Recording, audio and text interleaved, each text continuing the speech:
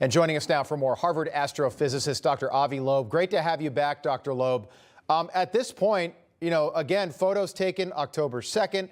It is October 30th. Do you believe there is a conspiracy at NASA? Are we in the middle of a cover-up? Well, thanks for having me. I'm not sure.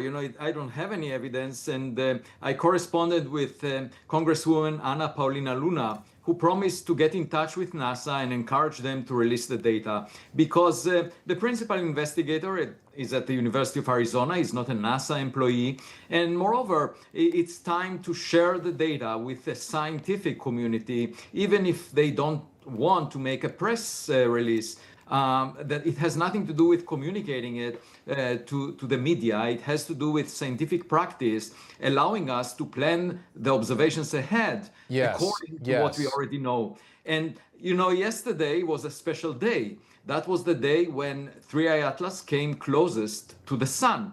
We cannot observe it from Earth because the sun is between us and this object. However, there are several instruments that were able to observe it that are looking at the sun, and some of them are satellites. And as of this morning, we have a report that the object got much brighter than expected, much brighter than any previous comet from the solar system did as it approached the sun, perihelion, so to speak. And moreover, the color of the object is bluer than the sun. And that's very surprising, because usually when there is dust around an object, it should make it red. And we expect the surface temperature of the object to be an order of magnitude lower than the surface temperature of the sun, which is 5,800 degrees above absolute zero. So the object should be much cooler than the sun, therefore redder than the sun. Nevertheless, the data shows that it's bluer than the sun, meaning a very high temperature, perhaps a power supply that exceeds what we expect, or some physics that we don't fully understand. Why would it be bluer than the sun? So you're saying this object, 3i Atlas, what the rest of the scientific community, the establishment claims is a comet, reemerged on the other side of the sun, and its color has changed. It did not break up when it traveled behind the sun. The sun's heat did not impact it in that way. Do we know if it's made any sort of turn toward planet Earth, or is it still on its original trajectory?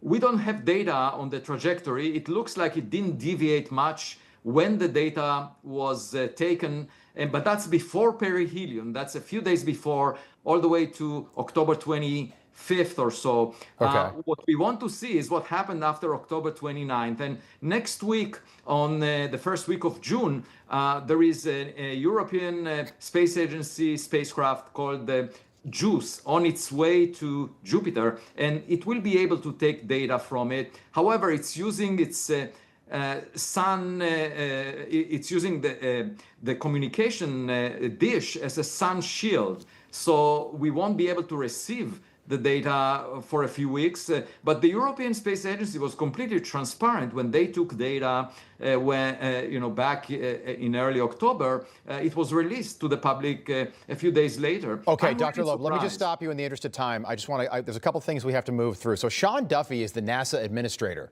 Sean Duffy's been on this program several times. Why can't we just reach out to Sean Duffy and get him to release the photos that were taken from Mars back on October 2nd? Those beautiful 30 megapixel crystal clear photos of whatever this thing is. I just want to go back to that. I know you're a man of science, but Dr. Loeb, I ask you this every time. This is not normal that these photos have not been released, even to people like you in the scientific community. That is not normal. Yeah, in fact, this is exactly the comment that Joe Rogan made on my appearance in his podcast a couple of days ago. You can check it out. He said you should reach to Sean Duffy, and I'm doing my best with the help of Representative Luna, and hopefully we'll get it out. This is not good scientific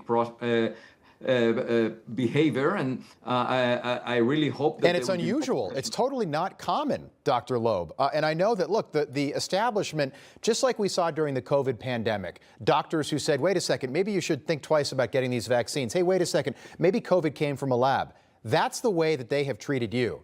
The scientific establishment has sort of laughed at your conjecture and laughed at your theories, while people like Neil deGrasse Tyson sort of insults anything that you propose as preposterous, which I think is preposterous.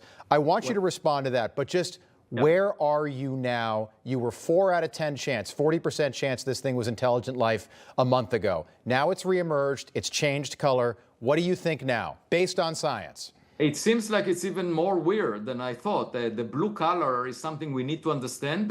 Haven't had time to figure out the physics behind it. One comment about Neil deGrasse Tyson. He's not a practicing scientist. He's a commentator, an influencer. And, think about the analogy with playing soccer. There are people watching the game and they can comment, but they cannot score a goal. He's not the kind of person that would tell you. You're down on the field really still playing. You're publishing work on a weekly, monthly basis. I know that. We read that. I read your Substack. Dr. Loeb, you were 4 out of 10. Has that number moved up? That this thing might be intelligent life and not just a big rock barreling through the solar system? I think with the blue color, it's now a bit above 4, but I need to think about the physics behind it. It's really surprising, and it's much brighter. It's getting much brighter, much faster than any solar system comet before. Yeah. Dr. Loeb, we're going to have you back. Appreciate you being with us, as always. Great to see you again. I know the audience always enjoys when you come on as well. Avi Loeb, thank you. Thanks for having me. He loves the Constitution. He fights for what's right. He hates the bad guys. He's a freedom warrior. He's your freedom warrior. Watch Carl Higbie every weekday on NEWSMAX.